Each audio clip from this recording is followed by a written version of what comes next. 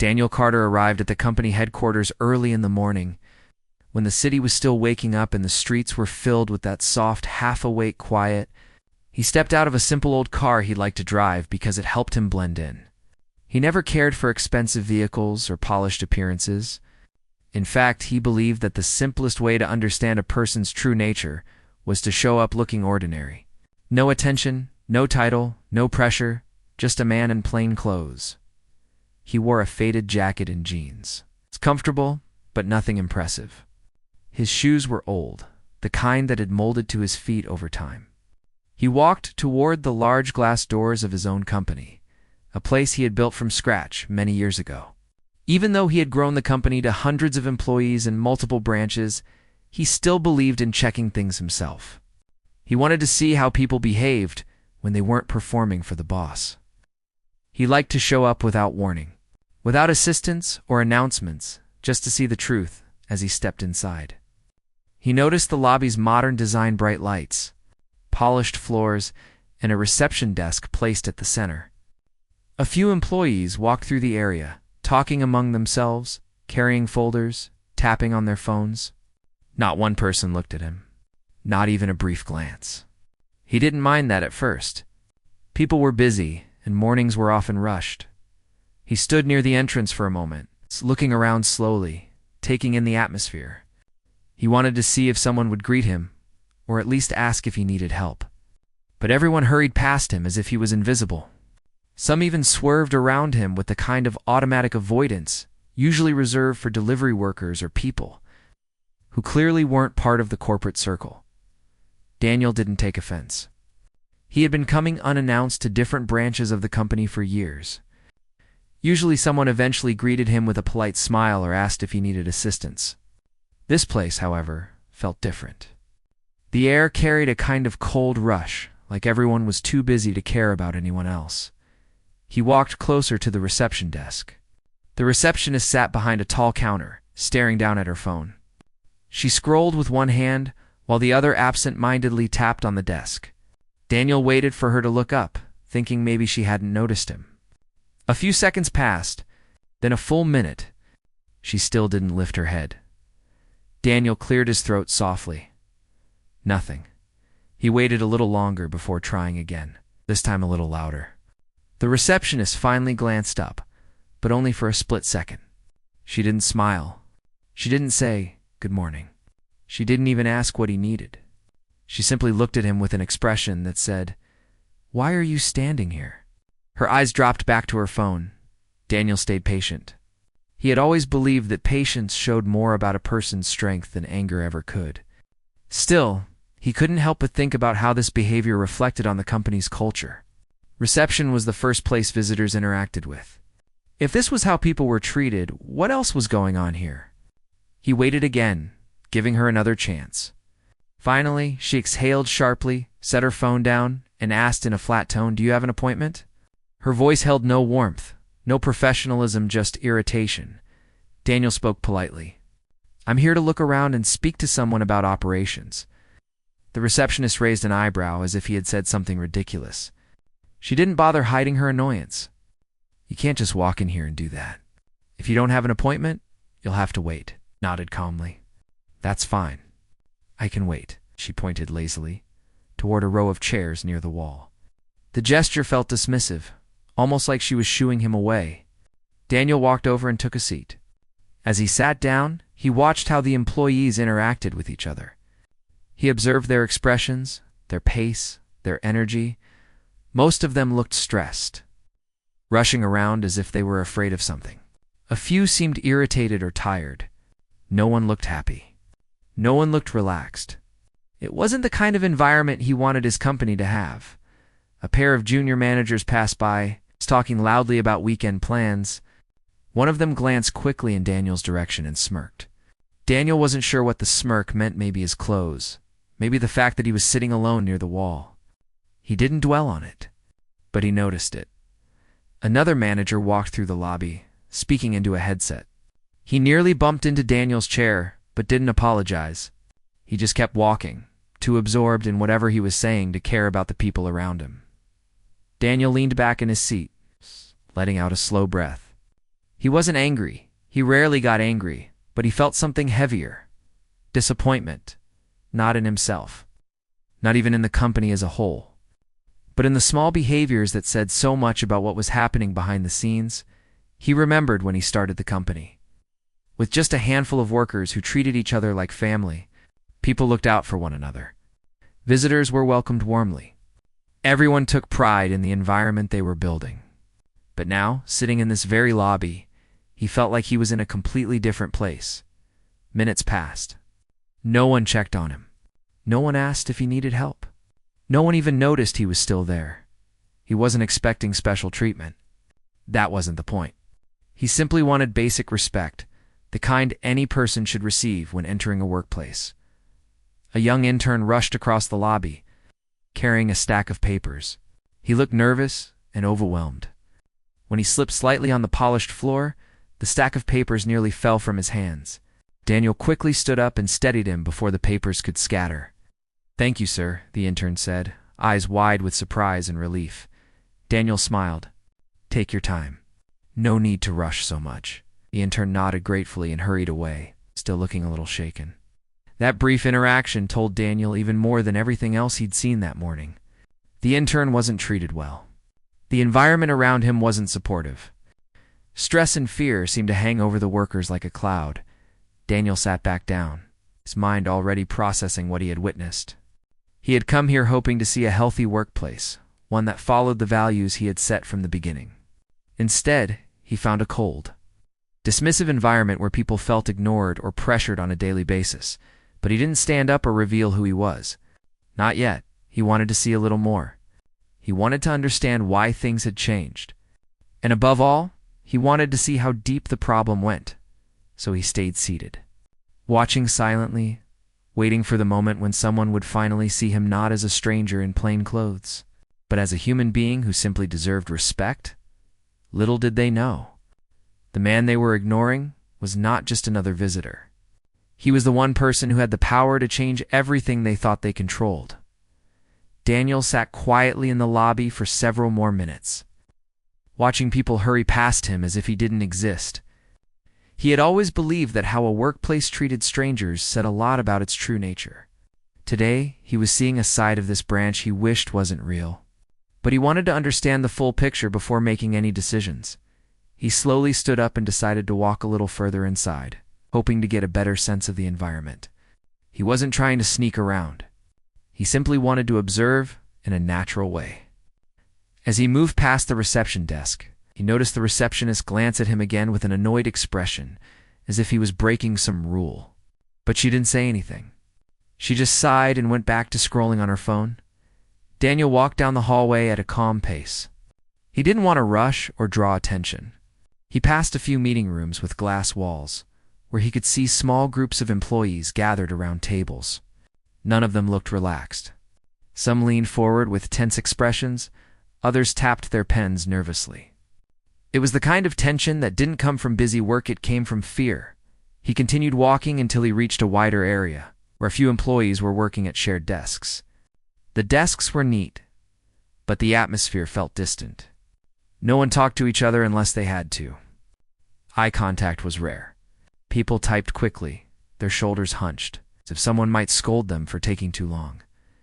Daniel stood there for a moment, pretending to look around for a department sign. He wanted to see if anyone would approach him, offer help, or at least acknowledge him. A few employees looked up for a second, but the moment their eyes met his, they looked away just as quickly. One of the junior managers from earlier, the one who had smirked at him in the lobby, noticed him standing there. The manager walked over with a stiff and patient stride. "Can I help you?" the manager asked in a tone that didn't sound helpful at all. Daniel smiled politely. "I'm looking to speak to someone about operations. Just trying to understand how things work around here." The manager raised an eyebrow. "Do you work here?" "No," Daniel replied calmly. "Just visiting." The manager let out a small laugh under his breath, as if the answer was amusing. "Well, if you don't work here and you don't have an appointment, you can't just walk around. You should stay in the lobby. That's where visitors are supposed to wait." There was no kindness in his voice, no offer to guide him, no sign of respect. "I understand," Daniel said softly. I was just looking around. Well, don't, the manager snapped, lowering his voice, but not his attitude. If someone sees you wandering, they'll think you're lost or causing trouble. Just head back to the lobby and wait for someone to come get you if anyone even can. People here are busy. The manager turned and walked away before Daniel could say anything else. It wasn't just rude, it was dismissive, and Daniel felt that familiar heaviness again. This wasn't how people used to be in his company. Something had changed. Something important. He walked back to the lobby as the manager had demanded, but he didn't sit down right away. Instead, he stood near a wall and watched the flow of people entering and exiting. He observed their expressions. Some looked tired, others looked stressed, and a few looked downright unhappy. A young woman rushed through the entrance carrying a stack of folders. She looked overwhelmed, her steps hurried. As she approached the security gate, one of the folders slipped from her hand and papers scattered across the floor. Several employees walked around her carefully, making sure not to step on the documents. But none of them stopped to help. Daniel didn't hesitate. He bent down and started gathering the papers with her. Thank you, she said, her voice rushed and nervous. I'm sorry, I'm just late. My supervisor gets upset if I'm even a minute behind. Handed her the last few papers. It's all right. Everyone has days like this. She gave a small, grateful smile before hurrying inside. Daniel watched her go, feeling a deep concern settle in his chest. Fear was controlling these employees, and fear was not supposed to be the culture of his company. He finally sat down again, wondering how long it would take for anyone to address him properly. His patience was long, but not endless. As he sat, he noticed two supervisors walking by. One of them looked at him, then leaned toward the other and whispered something. They both looked at him and then laughed quietly. Daniel pretended not to notice. He knew better than to react. People showed their true selves when they believed no one important was watching. And today he was seeing many true selves. A few minutes later, a loud voice came from the hallway. A supervisor was scolding someone, and the tone was sharp enough to cut through the entire lobby. Daniel turned his head slightly, and from a distance, he saw a young employee being spoken to harshly. The employee stood with their hands clasped, eyes lowered.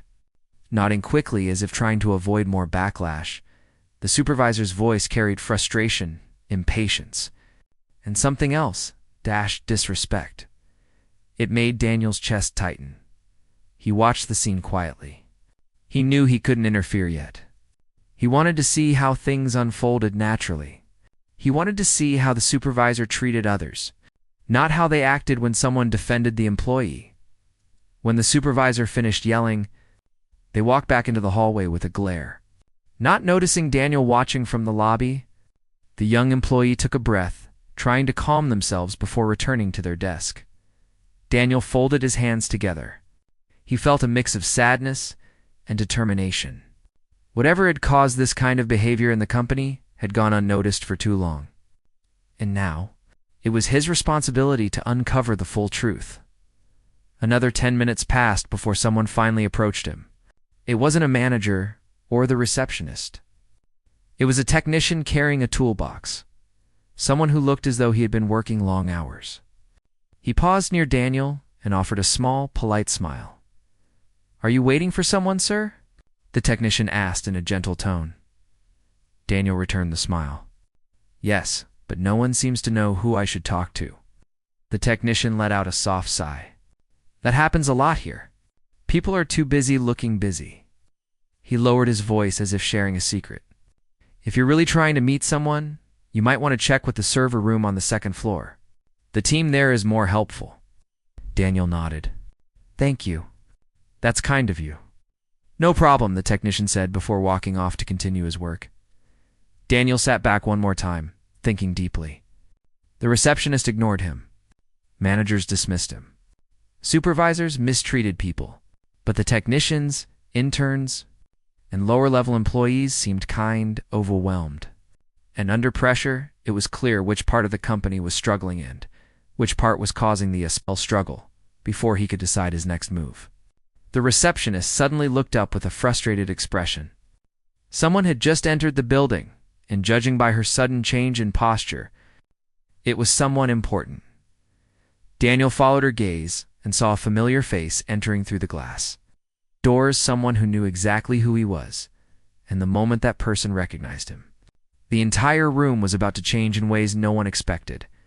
Daniel watched as the person entered through the glass doors, a man in a neat button-down shirt who carried himself with quiet confidence. He was someone Daniel knew well, one of the regional directors. The moment their eyes met, the director's expression changed. His walk slowed, his eyes widened slightly, and for a moment he looked unsure whether he should approach or bow. Daniel gave him a small, calm smile, one that said everything would make sense soon enough. The director hurried forward, adjusting his shirt as though preparing to step into a meeting he wasn't ready for. "Sir," said softly, almost in a whisper, "I didn't know you were visiting today." Daniel nodded. "That's the point." The director swallowed, taking a short breath. His face held a mix of confusion and worry, but he tried to hide it. He glanced around the lobby, noticing the receptionist sitting straighter than she had all morning, her eyes wide as she watched them. A few employees peeked from hallways, surprised to see the director greeting a man in plain clothes with so much respect. Daniel spoke. Quietly so, only the director could hear him. "I'd like to walk around for a while. Don't announce anything yet." The director nodded quickly. "Of course, sir. Whatever you need." Daniel turned away from the lobby, and the director followed him like a shadow. They walked down the same hallway Daniel had walked earlier, but this time people noticed. Employees stood straighter.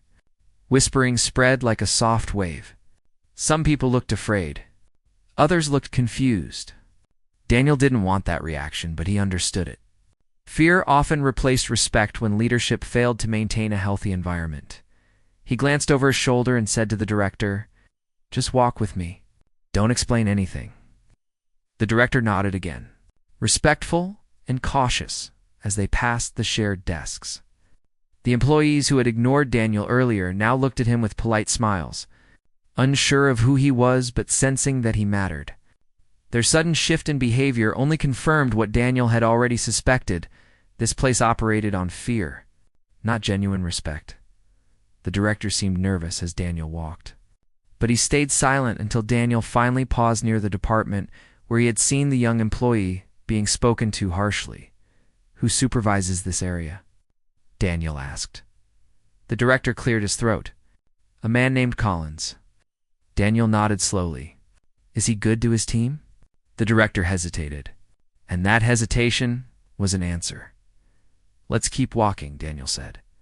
They continued through the floor. Employees straightened up at the sight of the director, but avoided meeting Daniel's eyes. The energy in the room shifted as they entered. It was almost like the air tightened. Daniel hated that feeling. He never wanted his workers to fear him. He wanted them to feel proud of their work, comfortable in their environment, and supported by their leaders. But none of that existed here.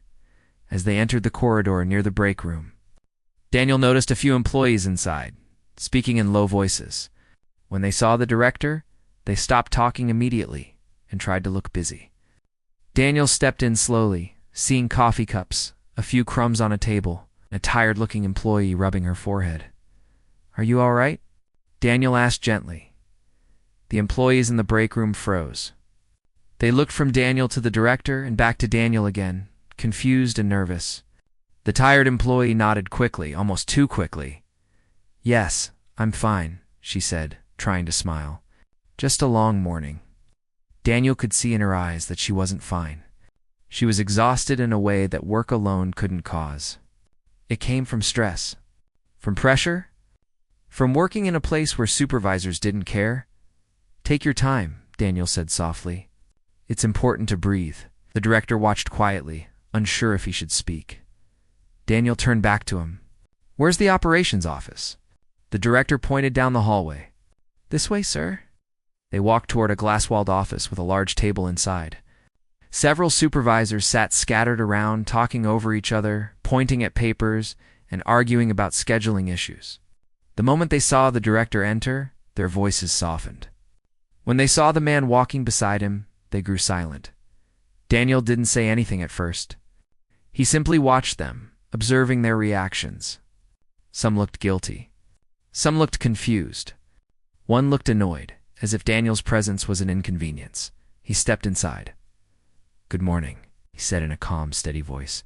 The supervisors exchanged glances. One of them, a tall man with sharp features, forced a smile. "Good morning," he said. "Can we help you with something?"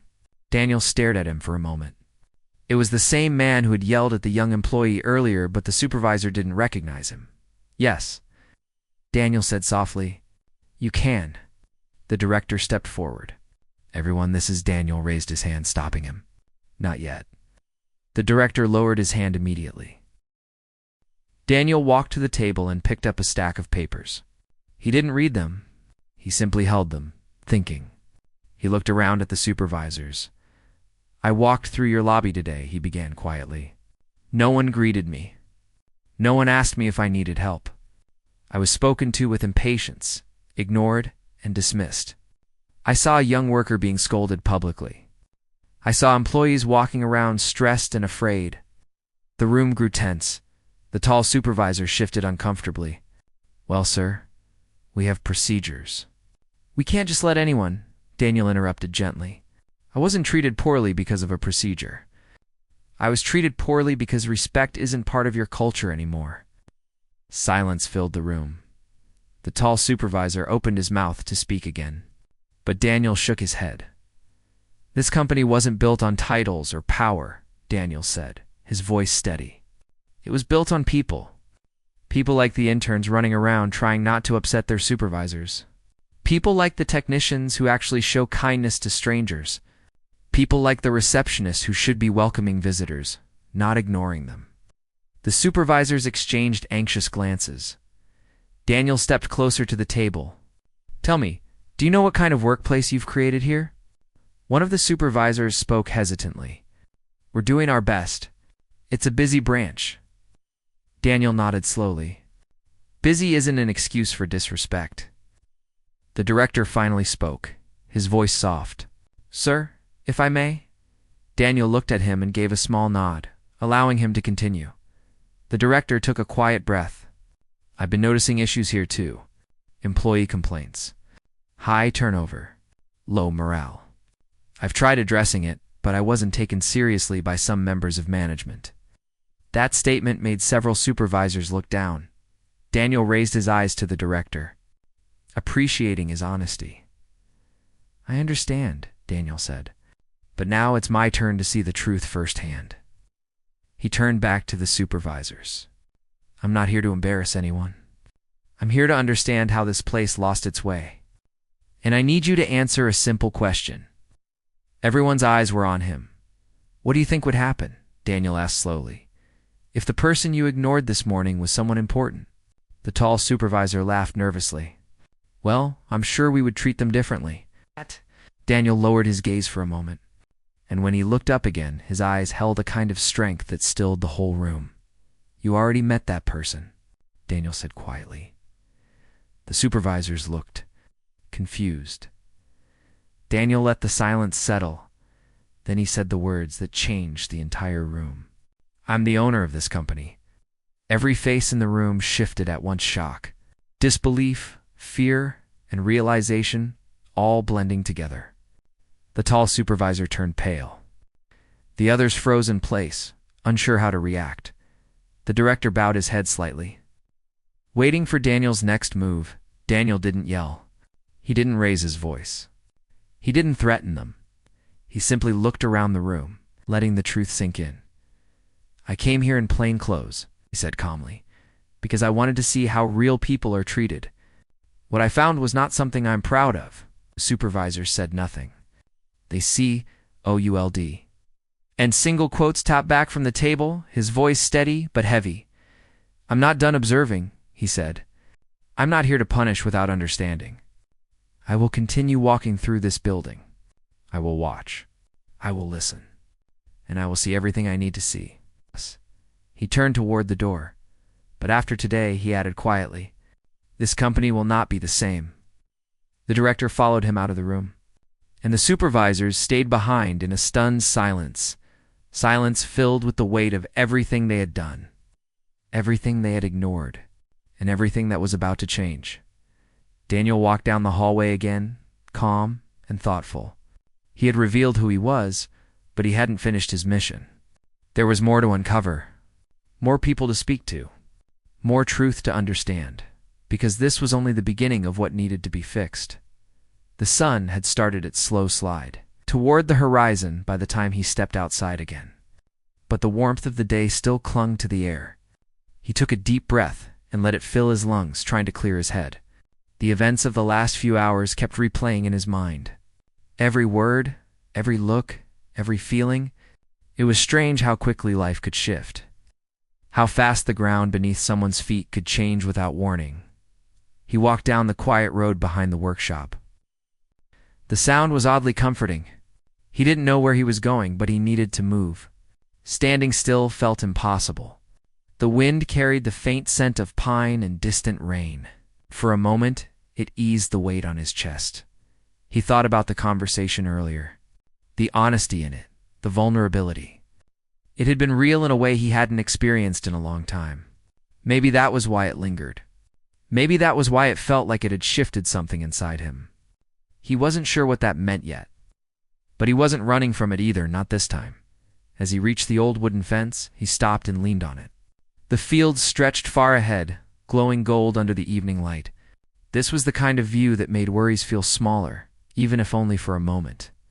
He watched the wind push through the tall grass like invisible. The regional director walked in. The atmosphere inside the lobby shifted before anyone could fully understand why. A few moments earlier, the place had been buzzing with casual chatter and the sound of ringing phones. But now, everything grew strangely quiet.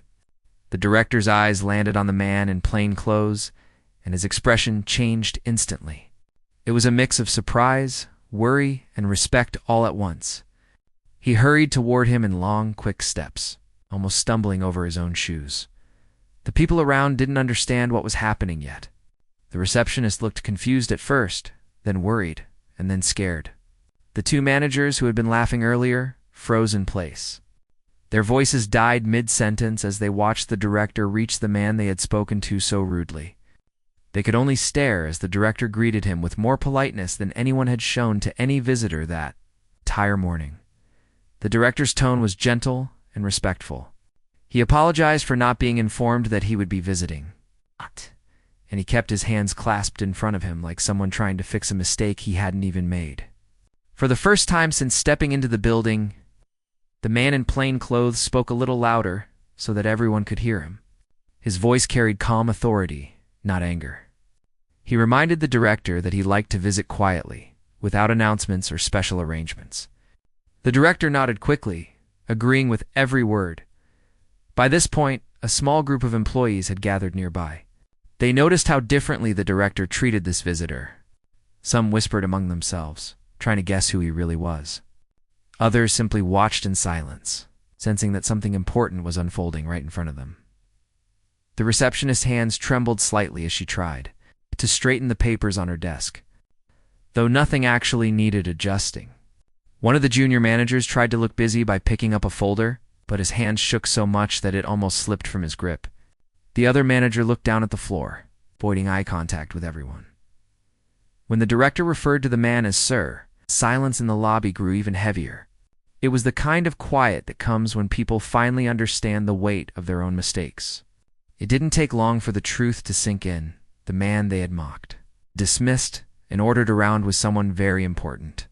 Someone with real power. A few seconds later, the director said his full title out loud.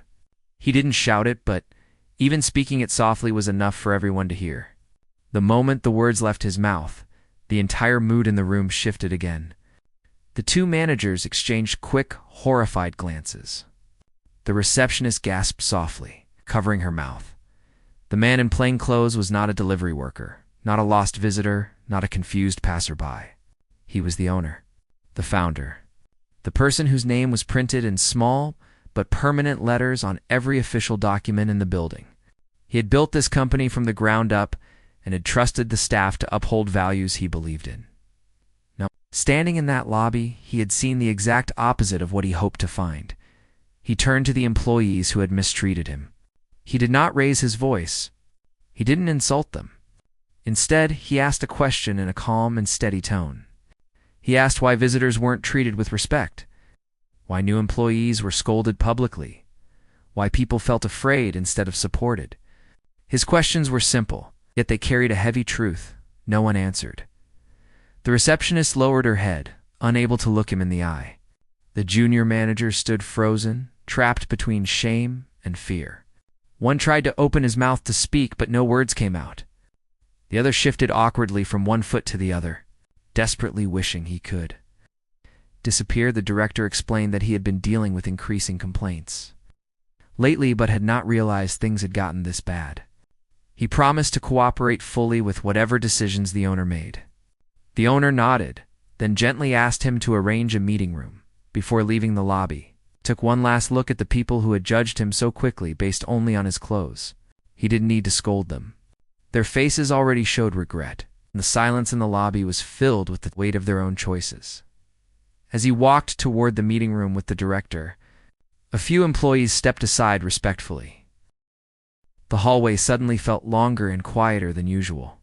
Those who had not witnessed the earlier moments stood confused, wondering why the director seemed so anxious and why the normally calm owner looked so serious inside the meeting room.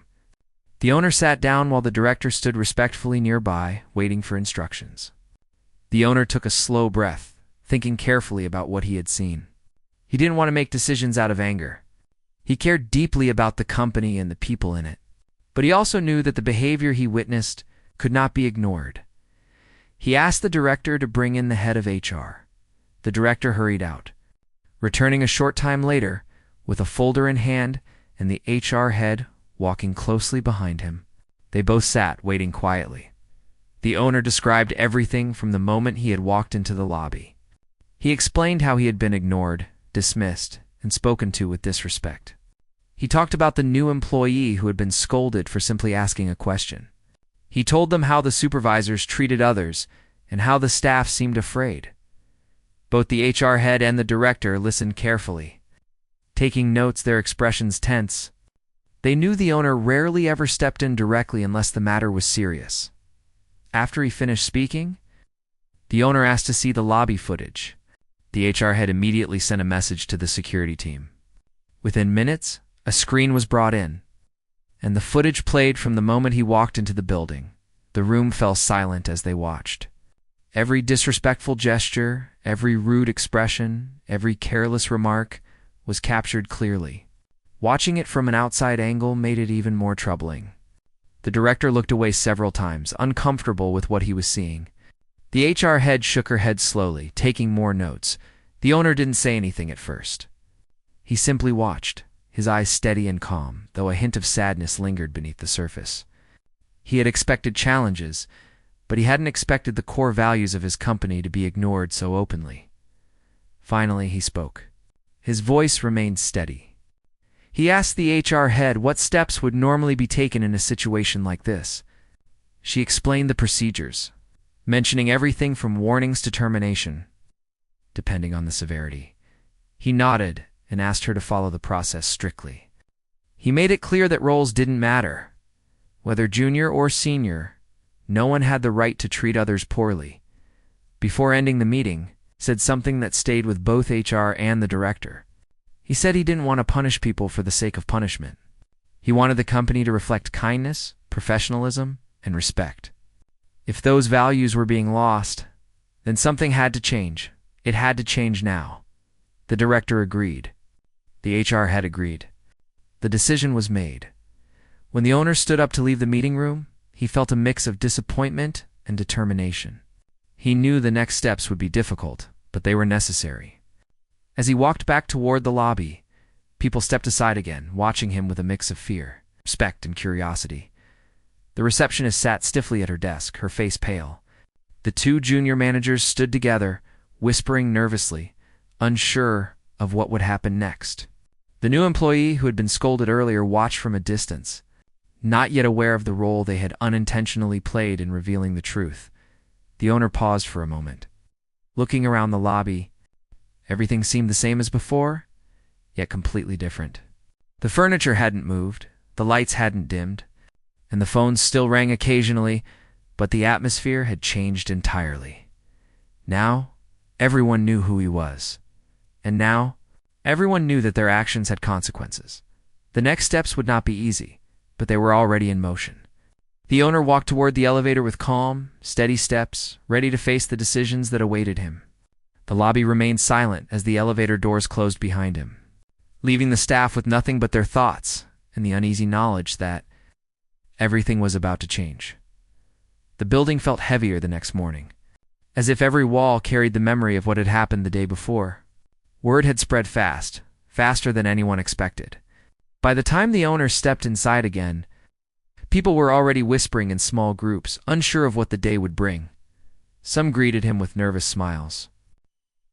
Others kept their distance, watching quietly from behind their desks.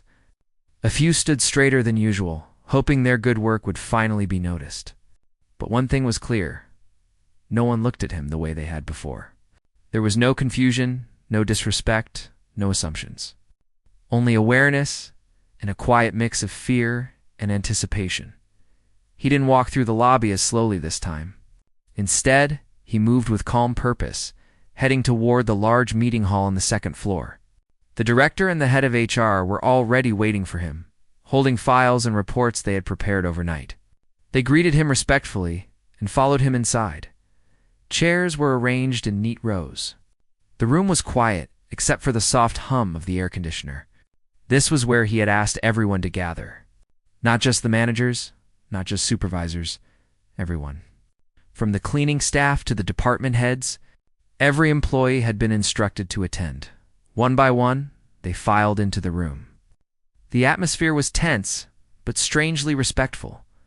The new employee from yesterday sat near the back, still unsure of their place. The receptionist sat in the front row, gripping her notepad tightly with shaking hands. The two junior managers took seats close together, avoiding the owner's eyes. When everyone settled, the owner stepped forward. He didn't take the stage or stand behind a podium. He stood at ground level, right in front of them.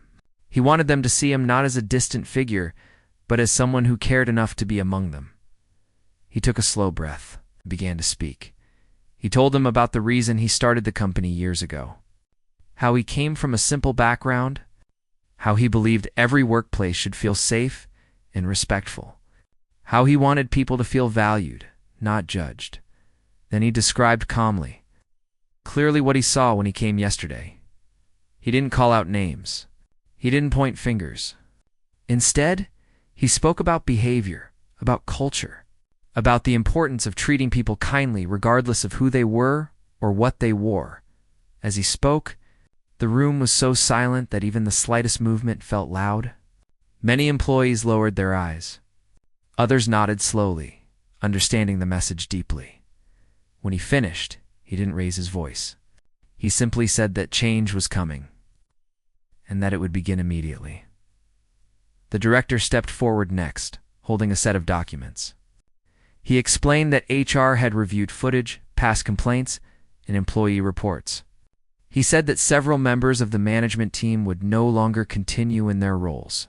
He didn't mention names, but everyone knew. The two junior managers stiffened. The receptionist squeezed her notepad even tighter. A few employees exchanged glances, whispering softly. Then the head of HR stood up and announced new training programs, new reporting systems, and new expectations for the workplace. She spoke about dignity, fairness, and accountability. Her voice was steady, confident. Finally, the owner stepped forward again. He said one last thing that stayed with everyone long after the meeting ended. He said that the company was not just a building or a logo. It was people. And people deserved to be treated like human beings, not obstacles or inconveniences. He said that kindness cost nothing but changed everything. When the meeting ended, employees rose slowly from their seats. Some walked out quietly, thinking about their own behavior. Some felt relieved, grateful that someone finally addressed the issues they had silently struggled with. Others were nervous, unsure of what the new changes meant for them. The owners did not rush out. He stayed behind, answering questions from anyone who approached him. A few employees thanked him personally. The new employee hesitated at first, but eventually walked up to him. They expressed their appreciation softly, almost shyly, explaining that they had never expected someone in his position to pay attention to people at their level. He smiled gently and told them that every role mattered. Their face brightened slightly, and they walked away feeling lighter than they had since their first day. The owner then walked through the building, visiting department after department. He didn't inspect paperwork or criticize performance. Instead, he greeted people. He listened. He asked simple questions: how long they had been working there, whether they liked their department, whether anything needed improvement. These were small conversations, but they made a big impact. People felt seen. They felt heard. Meanwhile, HR quietly began carrying out the decisions made earlier. The two junior managers were called into a private room. They came out pale and silent, carrying their belongings. The receptionist was also spoken to. She wasn't dismissed, but she was given strict training and placed under supervision. She accepted it humbly, aware that she had been given a second chance. The rest of the staff watched these changes with a mix of relief and caution. For the first time in a long while, they felt that fairness meant something again. By late afternoon, the building felt different. Not just cleaner or quieter, but lighter, as if some heavy shadow hanging over the place had finally been lifted. Employees talked to one another more kindly. Supervisors checked in with their teams instead of barking orders. The new employee even received a friendly introduction from a senior staff member who had overheard their struggles. The owner watched all of this quietly. He didn't need applause or recognition. Seeing these small changes was enough. As the sun dipped lower in the sky, he made his way back toward the lobby.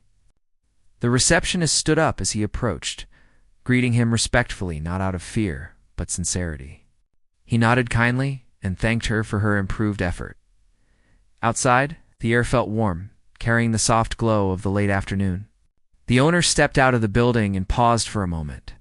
Looking back at the tall glass doors yesterday, he had walked in unnoticed, treated like someone who didn't belong. Today, he walked out knowing that the place finally understood the values he believed in. As he reached the parking area, the director caught up with him. He apologized again for what had happened and assured him that things would continue to improve. The owner placed a hand on his shoulder and told him that mistakes happen, but what matters is how people grow from them. Before leaving, he said something quietly. The real test of a workplace isn't how people treat the boss. It's how they treat the person who walks in with nothing but hope. The director nodded firmly, understanding every word. When the owner finally got into his car, he took a long breath, letting the day settle. It had been heavy, emotional, and exhausting. But it had also brought change, real change. And for the first time in a long while, he felt proud not just of the company he had built, but of the steps they were taking to protect the values behind it. As he drove away, the building behind him stood calmly under the evening light. Inside it were people who had learned a powerful lesson, not about authority, but about humanity, in the story of the man in plain clothes. The one they ignored would become a quiet reminder for years to come. A reminder that respect should never depend on appearances, and that kindness should always be the first language in any workplace. The company would grow. New people would join, and old ones would retire. But the message he delivered that day would stay, carried in simple, moments-warm greetings, patient answers, supportive teamwork. In the end, that was all he ever wanted. A place where people didn't just work, but belonged.